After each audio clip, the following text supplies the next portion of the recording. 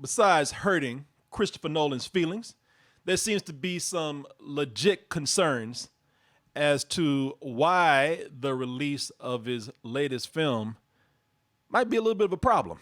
Well, I've seen too much. Well, we'll try and keep up. How would you like to die? Old. Now, the problem with this movie, well, as with most things, root is the money of that problem. And the problem here being about $200 million worth of problem. And that is because the studios, they want their money. You know, the studios put the money in here to make this, and just like the mafia, anybody else who funds things out there, banks, anybody, they're like, all right, you know, bitch, that was a loan. You know, you have to perform. You got to find some kind of way to get it back, which is going to be a problem in this day and age because, well, one thing leads to another. You know, if they put this movie out right now with Big Roni out there, and she's going to make a little bit of a problem for people to get into the theaters and fill those seats. And if people ain't going in and filling the seats, then chances are they're probably going to have to find some kind of other way to put this out there for people. Maybe put some in the theater. Maybe put some out there on home video and VOD.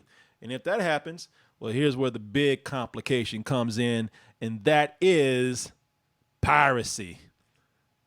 And this is from, where's this from, Christian? You got this story. Variety. Variety. Is the headline here, why Christopher Nolan's Tenet represents a big piracy risk around the world. You know, as I said, this is something where people are, they're trying to get this out here in the theaters, but people are not going to go in there with theaters being at anywhere from 30 to 50% capacity. People are going to probably even be too scared to go to the theaters.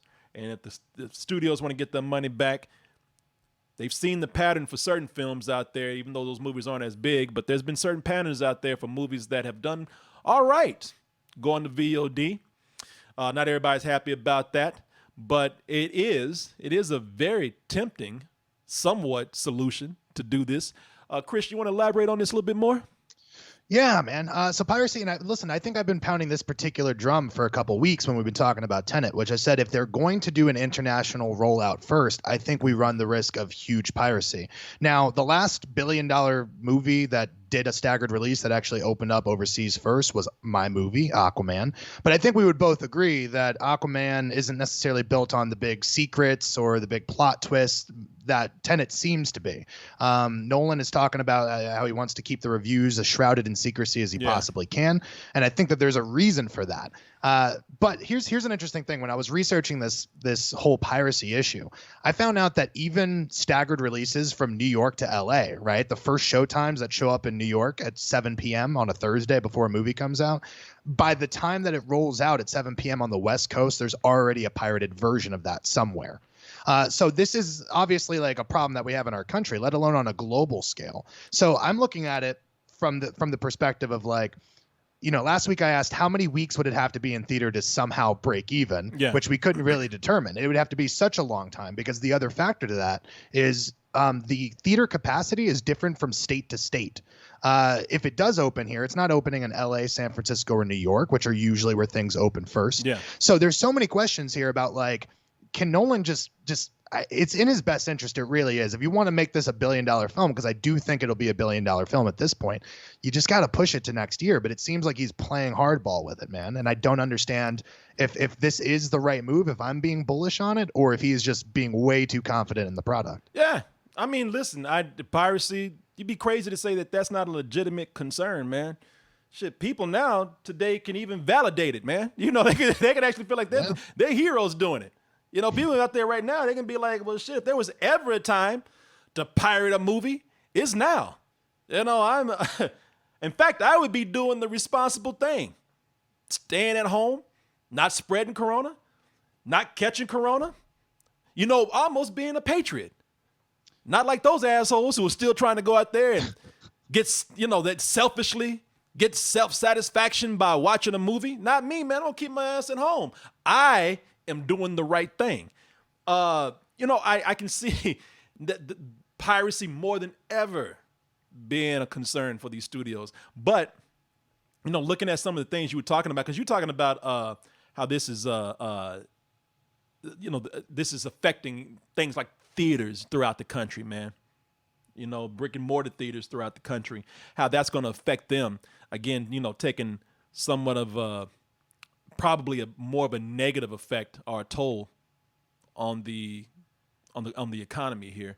But I also looked at what you brought up here about piracy itself and the effects of piracy, such as loss of money, loss of jobs.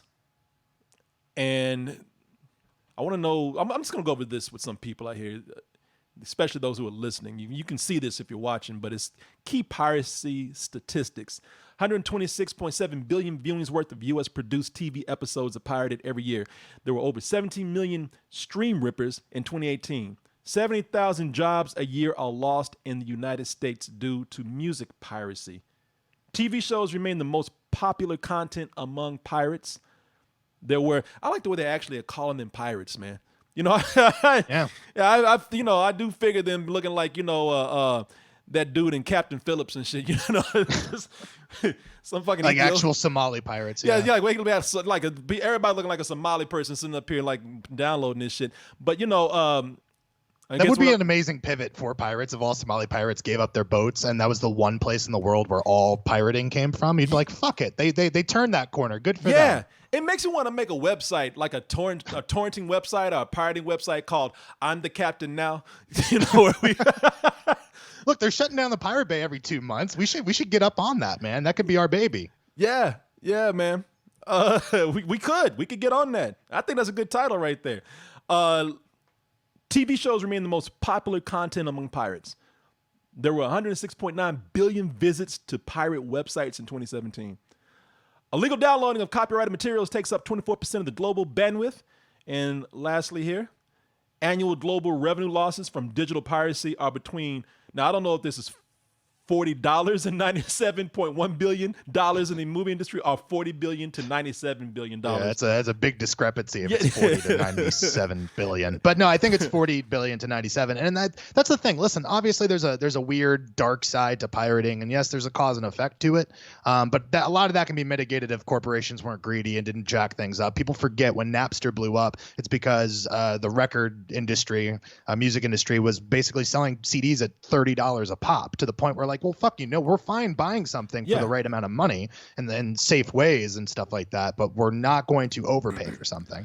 And so these demands happen, but I'm still looking at it from just Nolan's point of view, because the box office came back, right? Like, we're not really talking about this, like nothing's blowing the fuck up, but we actually got our first box office report since March. And good old SpongeBob, 900,000 in 300 theaters. But even when you extrapolate that, like if you wanted to use that same per average at close to 5,000 theaters, which obviously Tenet would try to do, that's about $13 million of a gross. This movie needs to make at least $600 million to break even, let alone turn a profit, which is the goal of all films. So again, I'm not seeing the path forward here, man. And I know it's coming really soon, but if they actually release this next week in Europe, the piracy is going to eat any North American business.